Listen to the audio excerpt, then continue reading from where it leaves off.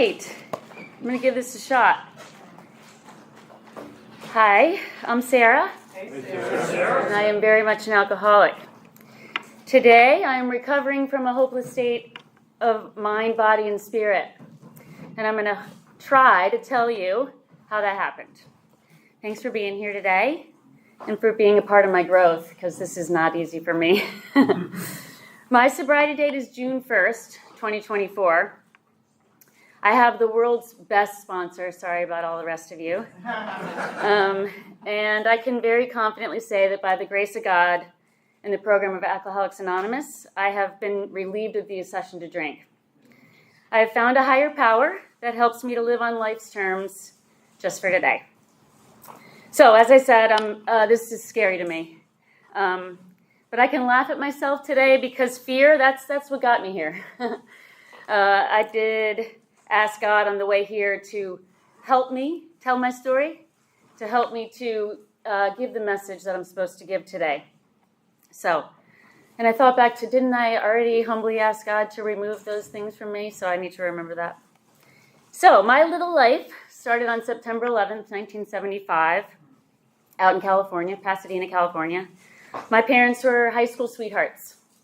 They grew up together and started their family when my dad got home from Vietnam. He was a helicopter pilot out there for a couple of tours. My mom came from a very strict, buttoned-up, very, very, very rigid family.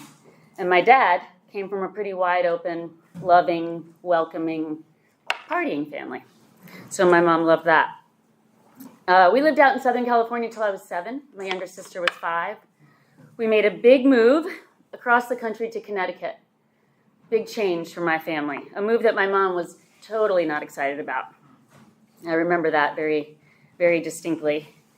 She was a deeply loving woman, but probably pretty emotionally fragile from her own things that she had from her growing up. I love that woman with all my heart. We'll talk a lot about that a little bit more as we go. She had me pouring her drinks from the very early age. I can remember being very tiny, trying to get that wine bottle out of the fridge and trying to get her to feel better. And she told us how perfect we were. And I straight up internalized that to be my job, to be perfect. I can remember as a child being very anxious, very much self-conscious, very fearful about everything. When I left the house, I had to try to be that thing that my mom wanted me to be. My dad was never there. He was working, he was drinking, he was somewhere else, I would say 300 days out of the year. But he was a superhero to me. So I can remember one of my first memories, I think I was 4 or 5, sitting on that toilet seat, getting ready for kindergarten, my mom putting my pigtails in. If you can imagine, I was a tiny thing. I'm tall now, but I was tiny then. And she would say, Sarah, you are perfect. And when you get out there in the world, I want you to think whatever you need to do, whatever decision you need to make, just do what mom thinks you need to do. And that's what I had to do. I had to do whatever she thought was the right thing to do. So my dad was gone, and there was a lot of loss with his job. I found out as an adult that he worked in the Secret Service, that he did a lot of things that were difficult. But, back then there was, because I'm old, there was no cell phones, there was no internet. There was just that phone that rang in the kitchen for the next person that died, and I was hoping it wasn't my dad. And my mom lived in that same fear, I'm sure. My younger sister was very different than me. She was a little rough and tumble. She was a little F you to the world. She was a little more, she was a little less of a pleaser and a little more of a do it her way type thing. So I felt like I had to overcompensate for that. I had to make mom calm to deal with Kelly. I know now I didn't need to do that, but that was a little kid. So everyone around me in my childhood, my aunts, my uncles, my grandparents, my parents' friends, everything around me revolved around alcohol. I thought that was normal. I thought everybody's family started their days, ended their days, filled their fridges, celebrated and mourned with alcohol. And like I said, that was normal. I can remember being 11, 12 years old, getting in the big family car to go pick up my dad at the bar because my mom was already passed out, and thinking, how am I going to do that? I mean, I was little. I didn't grow to this height until I was like 15 or 16. Putting the phone books on the seat of the car, figuring out how to get them in there, locking my sister in her room, and finding the bar, in the dark, in this big old car, and then having to talk him out of the bar. That was when I was 12, and then a little bit after that, I got invited to my first sleepover. And that was exciting. I got to go to the rich kid's house down the street and full bars and all these things, and she was excited to show me that we were going to try all these things, and I was like, I already know about all these things. Let me show you how to do it, girl. So I grabbed, at that point, I had only tasted some beers and only tasted some wine, and my mom was big into the Bailey's Irish Cream. So we poured our drinks, and all of my fear went away immediately, and it felt great. And so I knew from then on that that's how I was going to do it. That's how I was going to be perfect. I was going to use that, which I already knew all about, at age 12. So that became something I already had figured out at that age, and then high school started. I was a big swimmer. I was really into my sport. I wasn't great at it, but I was really excited about it. I loved it. I loved being a part of a group. I loved being on the team. I was very, very close with my coach, who was a real father figure to me. Also coped with life with alcohol. And that was how I got through high school. I got through high school with swimming, with my team, trained a lot, drank a lot, and somehow got some good grades along the way. I was always the hard worker. My sister had all the talent. But that's how I got through it, was fighting and working and busting my ass for those things. So at 17, I got a scholarship to go to Gettysburg College to swim, which was the best Division III school in the country at the time. And I was psyched to get out of the house. I was psyched to go there to do what I knew how to do, which was swim. I was excited that I had an opportunity to fly out of the nest. But I was too young for that. I was definitely too young for the freedom. The structure was gone of being afraid of my dad when he was there, or trying to take care of my mom, or all the things that I had, my jobs.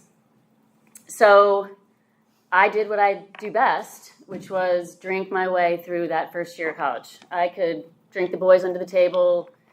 They said I had that hollow leg. They couldn't believe it. That skinny girl could do all those things. And I promptly put on 40 pounds, and I sucked at swimming. It's amazing when you put on that kind of weight, how much you sink. So anyway, my event was the mile, and I no longer could finish the mile very well. So after a year of poor choices with all the boys on the team and all the drinking and all of that, my dad decided that wasn't the investment he wanted to make anymore. And I came home, begrudgingly.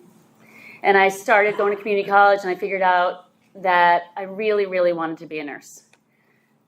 At the time, I didn't realize that caregiving had been something I had learned from a very young age, but I knew that was something that I thought I could do. So I put all my efforts into getting into nursing school, and I got into school in Philadelphia. Packed up all my shit again, and couldn't wait to get out of the house.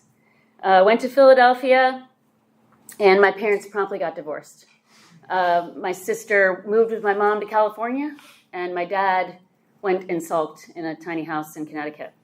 And this was my dream, going to something that was going to further my life, and I had to really try to figure out how to handle all that. Mom, like in a snap, was out. She left me with the house to figure out.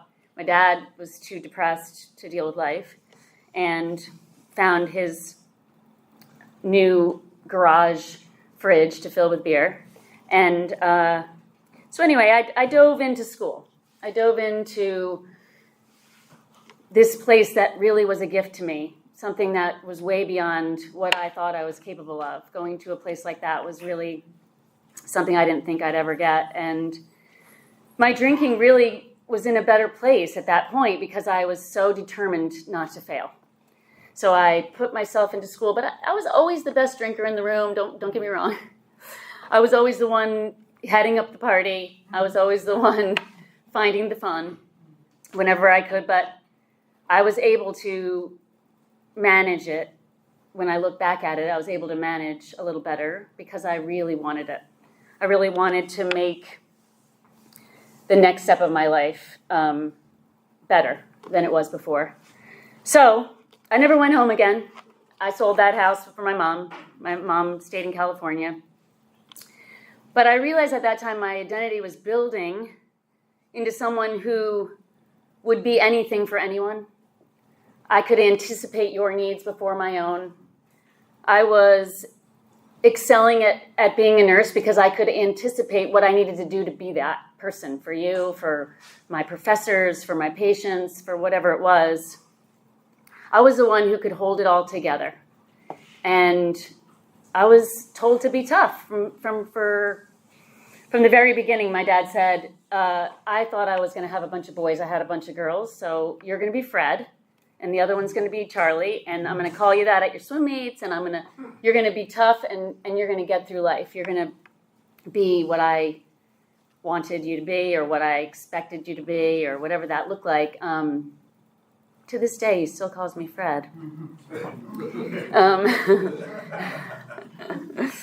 So college was a lot of fun, but it was also an amazing experience for me.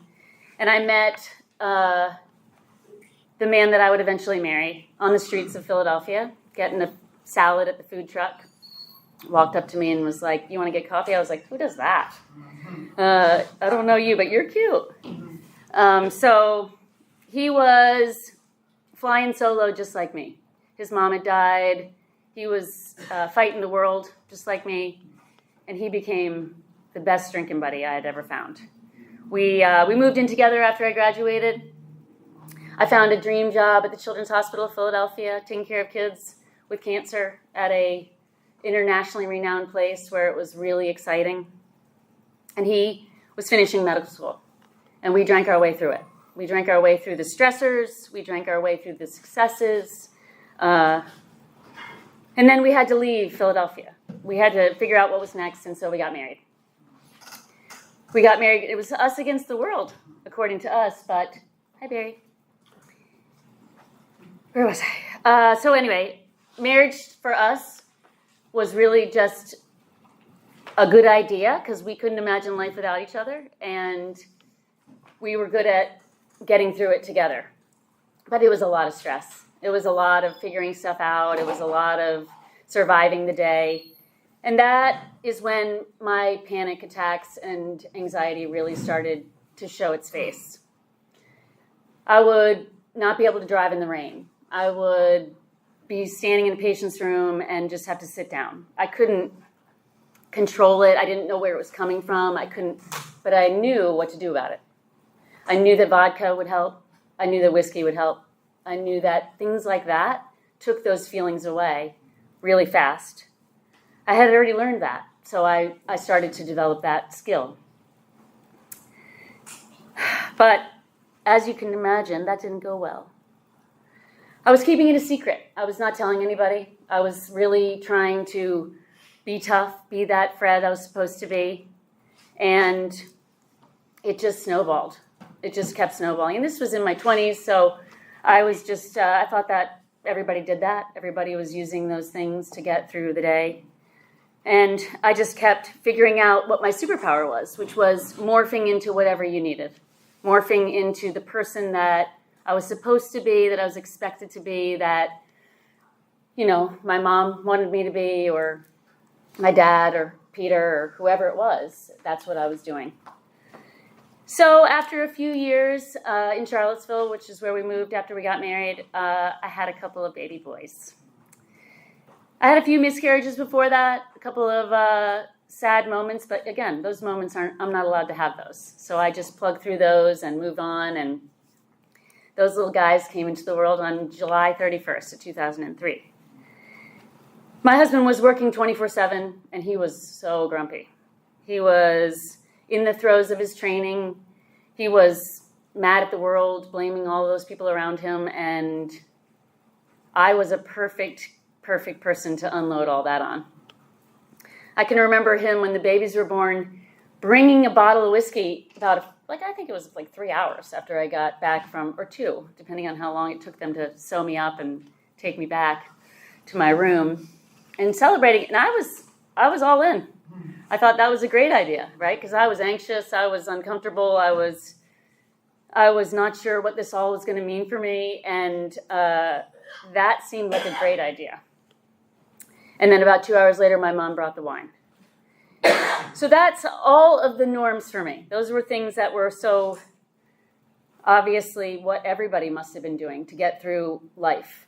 And then after about 2 years of surviving twins by myself mostly, because we were so by ourselves over there, isolated in Charlottesville. And again, my family is all over the place. Everybody's kind of doing their own thing, fighting their own demons. And after about 2 years, my anxiety really peaked again. I thought I was having a heart attack. I thought I was dying, and I kind of wanted to. But I saw these 2 little 2-year-olds looking back at me, so I called 911, and they picked me up, and they brought me in the fetal position. My husband's like, "What's happening right now?" And they said she's having a severe anxiety attack. She's crippled by it.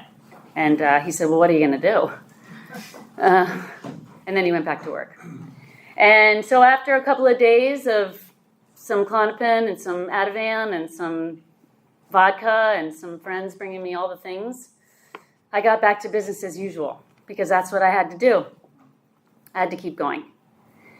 And so we moved on to Gainesville, Florida for the last stage of Peter's training, which was very rigorous, if it could be any more. He worked 24/7 again, and the boys and I, we were 3 peas in a pod. They were growing up. I know that God gave me those boys because they had each other, and I could just try to do my best to keep them alive each day. I was really suffering in silence. I was really, in that time, really lying about things that I was doing. I was really lost, but I was really in survival mode, and God gave me some friends who got me into a physical training program to start doing triathlons, and that was something that I could do. And it got me a little away from the drinking a little bit, except that they also like to do drugs. So then I thought that was fun. So I got into drugs there. Florida added a little extra. Right. They got me to something I liked, but then something I liked even more. So this friend group, who was very, very special to me, also taught me more coping skills that I didn't need. And all of the pleasing, lying, conforming to be accepted, to be loved, all of the deep sadness just got a little deeper. And finally, we moved to Pinehurst. And I thought this was going to be it. I was going to have the dream realized, that I was going to be happy, that I was going to have peace, that I was going to get my husband back and stability and all those things, and finally get a paycheck. Because I don't know if you guys know this, but doctors don't get paid until they finally get to the end. And so working on 12 cents an hour was hard. And so I had a lot of resentment at that time, a lot of anger, but I didn't know how to feel those things because I wasn't allowed to until I figured that out in the last year. I really just felt sadness. I just felt really lonely, really lost, and I decided to try to find peace again, would be to pack up my boys, put them in a U-Haul, and drive back to Charlottesville. Call my husband along the way. He didn't have a clue. And find that peace I thought I was going to find. It was a choice that made sense at the time, but it was even more damaging in many ways than I realized it would be. After a year of drinking and avoiding and lying and making more poor choices, my mom talked me into coming back for a dinner date with my husband the following summer. We went out for a dinner date, and on the way home, I promptly got my first DUI. In all my nice outfit, trying to reconnect with this man I'm supposed to love, the officer said, you have a headlight out. I was like, nope. Trying not to breathe all over him. Because, Peter and I, that was our love language, was drinking together. That's what we knew. That's what we thought was our way of solving all the problems. And so we had our martinis and had our laughs, and I dropped him off at his house and ended up in jail. I had to call my mom, put the babies in the car, come pick me up, all those things. And although that was humbling, I drank my way through the humiliation and the community service and all the things that went with it that year. I ramped it up, except when I was driving, which was, not very much. So my disease continued to progress, and I continued to make incredibly embarrassing, poor decisions, drinking way too much at all the wrong times. I was incredibly uncomfortable with me. I was uncomfortable with who I was in every situation, so I had to drink to feel comfortable.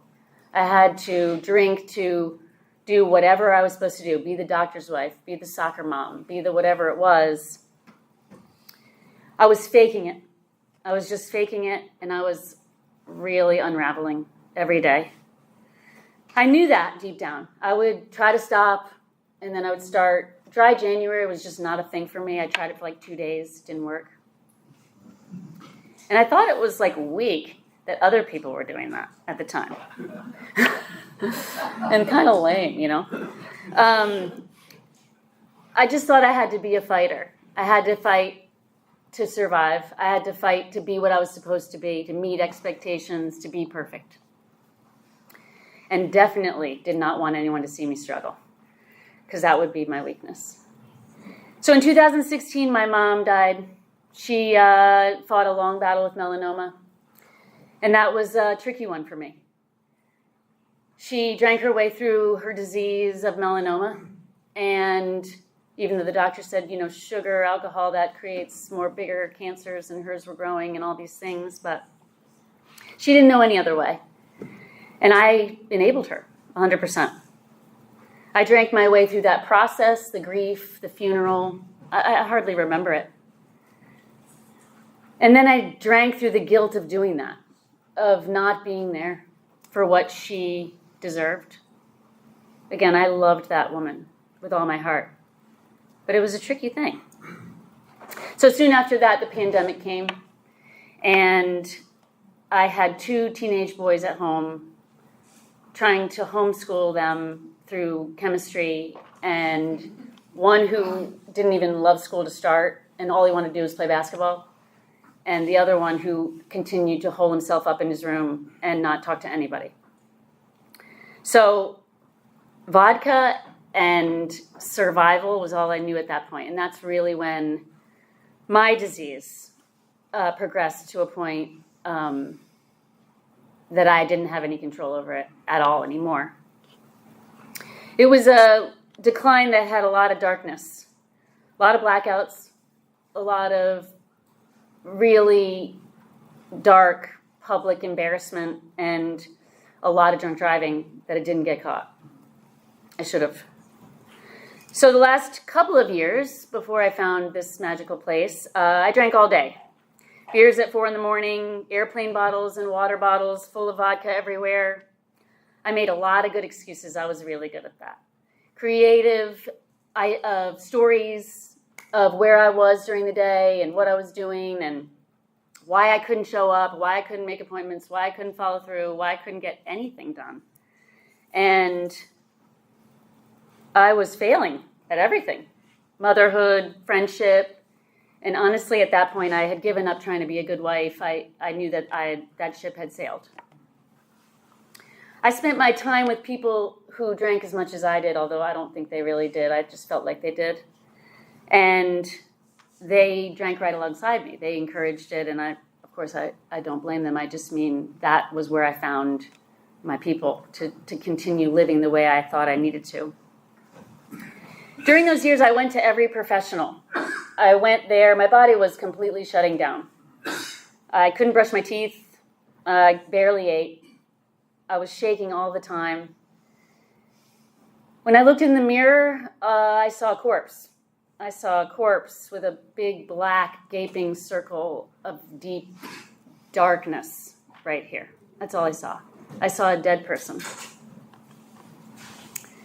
I was definitely in 100% insane thinking all the time. I was happy to, if I could crash my car into a tree or drive off a bridge, that seemed like a good way out. And I would tell the professionals some of that, and then they would say, and then they would say, I think you need yoga. I think you need Sedona, one of those retreats where they do yoga. I was like, yoga? I can't even sit still for 5 seconds. I can't imagine a retreat. Maybe you need a different job, Sarah. Maybe you need all these different things. And I tell you, this water bottle went in with me every time. And it wasn't filled with water. I did put electrolytes in it, though. I did put some electrolytes in there. True. And then those guys gave me pills. They gave me therapists. They gave me places that I should go. And I took the pills. I drank the pills down with Tito's, and I tried them, but I was really ready to leave the earth at that point. I was a complete failure in my mind. I'd been given every opportunity, and I had lost them. So at that time, I really thought that my boys would be better off without me, that I was useless. So in May of last year, my business partner ran some labs on me because I thought, there's got to be something wrong. I can't brush my teeth. Must be something else. And she told me that she couldn't work with somebody as sick as I was. So at that point, I really was ready to die. I was ready to find somewhere, drop me off. I packed a bag. Just drop me off somewhere and let me leave the face of the earth somehow. My husband came home from work, and I said, there's a place in Raleigh. I want you to drop me off there today. And he was, again, blindsided because he was never there. So he just saw the face that I put out. Now, I know he saw more than that, but at the time, that's what it seemed like when he was totally shocked when I had my bag packed and I was sitting in the chair waiting for him to walk through the door. So we went up to this place in Raleigh, and I carried my water bottle full of electrolytes. And we went in, and they said, yep, she's a candidate. She can stay. And I cried my way through it. And I walk out into the waiting room to tell Peter that they're going to let me stay here. And he's like eating the snacks and having a Coke and having a blast. And I'm like, what the hell is happening right now? And I said, they're going to let me stay. And so we go to the business office, and I'm just like so psyched. I've got my bag right here, and I'm just like, they're going to let me stay here. And everybody can be free of me. Everybody can be free of my shit. And they start telling him about the fees, and he says, well, what are you going to do for her? And the guy says, we'll just let you know in a couple of days. We got to detox her first. And he's like, no, I'm a doctor. I just need to know, what are you going to do? And the guy kept brushing him off. And he says, well, we're going to think about it. We're going to go. And I was like, oh, no, I'm staying here. I'm dying. I need to stay here. And we get back in the car. I'm just fuming mad. Don't worry, I had a backup in the car. And I get behind the wheel because he says I'm driving. So we're driving home, and we get a phone call, and it's this guy who was a very close friend of ours who had gotten sober about 12 years ago. And I wasn't even thinking about that. I was just annoyed that I had to go home. And he said, I can hear them talking. And he said, well, where is that? I hear Peter saying, where is that? And all right, I'll let her know. And I said, what did he say? He said, he's been waiting for this. He's been waiting for this. And I said, well, what does he mean? I'm acting like a 12-year-old brat. Well, 12, maybe that was when I stopped. So anyway, we get home and he says, there's this place down the street. Steve said, there's this place down the street that you can go, and there's a meeting at 6 o'clock. And it was like 5. I said, I'm not going there. I don't know what that is. I don't know what that's all about. I'm not doing that. It's a bunch of strangers. And he said, well, Steve thinks you should go. So I sit out on my front porch with my bag, and I get in the car just to spite Peter, just to spite him. And I can't find it. I'm driving all around here. I'm figuring I can't, I'm obviously not sober. And I see lights on and some cars and some people smoking cigarettes out on the patio. And I'm like, maybe this is it. So I park the car, and a woman gets up from her seat. And she meets me on the way down, and she says, are you looking for the Wilder building? I said, I don't know. And she said, well, welcome home. So she brought me into the big book meeting, and I sat there. I don't remember a thing. But I remember smiles. I remember laughs and thinking, what are these people laughing about? There's nothing left to laugh about. I sat there, and she said, do you want to stay for the next one? I said, yes. I definitely don't want to go home, and this place is awesome. So I stayed for the next one, and she said, I'll meet you in the morning. And she met me here in the morning. Sat right out on that patio waiting for me. So for 3 days, I listened and I cried, and I brought my water bottle. I was not ready to let it go.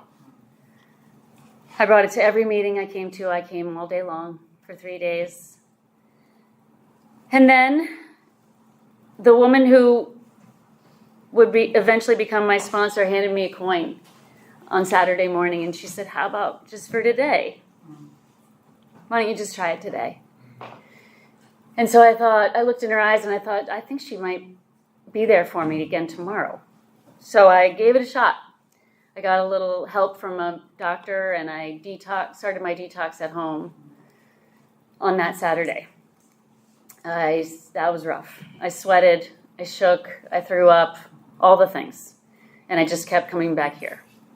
Every meeting that was available, every hour, whatever it was. And if I wasn't in a meeting, I was sitting out on that patio smoking about 4,000 cigarettes. And so acceptance is the answer, is what that coin said. And she was right. So my recovery process began that day. The first 2 weeks, 30 days, that was hard. That was a lot of tears, a lot of shaking, a lot of not knowing what life was going to look like, a lot of just listening to what was happening in here was hope. And I didn't have any of that anymore. I felt like I had truly found a home. I found people who loved me, not knowing anything about me. And that was hard for me to understand, but it kept happening. It was one person after another reaching out their hand, giving me a hug, not judging me for the hot mess I was. And boy, was I a mess. So I walked through each day with the love and support of a really amazing woman who listened to all of my shit.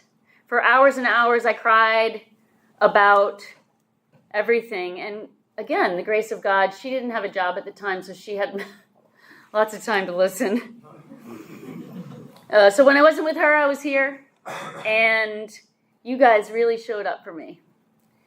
You showed up for me with your experiences. You showed up for me with your real acceptance of me. You gave me service work. You showed me that I could be a part of this amazing place and not just a visitor.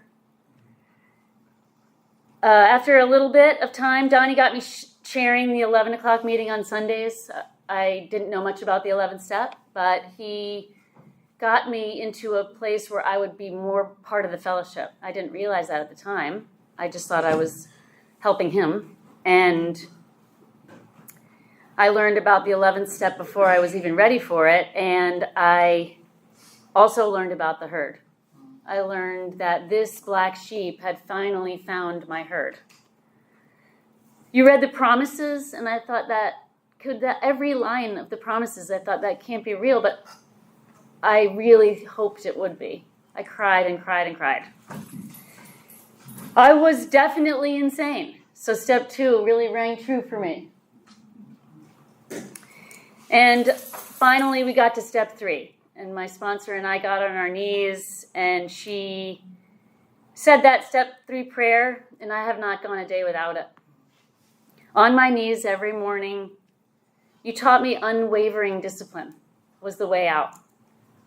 Unwavering. That was not something I ever had before. Discipline was not something I had before. I had to fight the bullets. I had to dodge them all as the days went on. So I was starting to believe that what you were saying might be true. That the God I wanted to know was there even for this total disaster. I started to feel what that meant rather than just try to understand it in my head. Because forever God was something that I really wanted in my life. All the Bible studies, all the church services, the Lord's Prayer alone. I memorized that as a kid, and now it's something totally different for me.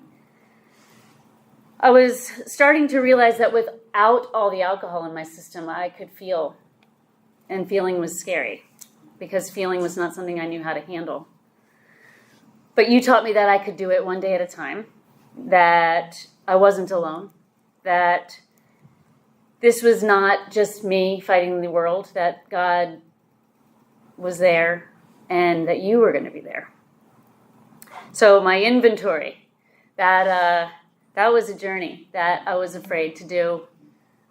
But she listened. She let me barf it all out while she helped me by sharing her story and her inventory as well. So 5, 6, and 7, those steps changed me completely in every way. It changed me physically. When I got up from that seat, I felt like somebody had taken a 200-pound bag off my back. I felt like God had taken that big gaping hole and really closed it up, taken those jagged edges off, and let me start to feel like I was going to be whole again.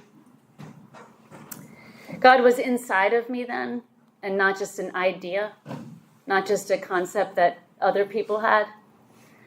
And so I continued to work on those amends, working on my conscious contact, trying to find a little greater relationship like you guys had. And I find that every day at my early risers. I find that every day with my discipline of finding those early readings and getting on my knees. And if I get away from those things, I know that I'm not safe. I'm off the beam. I'm out of the boat. I'm away from the herd. And I find the biggest thing for me is asking God to remove me from myself, remove me from the bondage of self. And when I try to follow his will, it's a much better day. So every morning I surrender to this disease that I know I have. And every night I thank God for the miracle that I am sober today. This is a miracle and a gift that I am overwhelmed with gratitude for. And I'm amazed by this life. Maxie said, you will have a life that is unrecognizable if I'm willing, open-minded, and I'm honest about putting in some work. And today I can tell you I think he's right.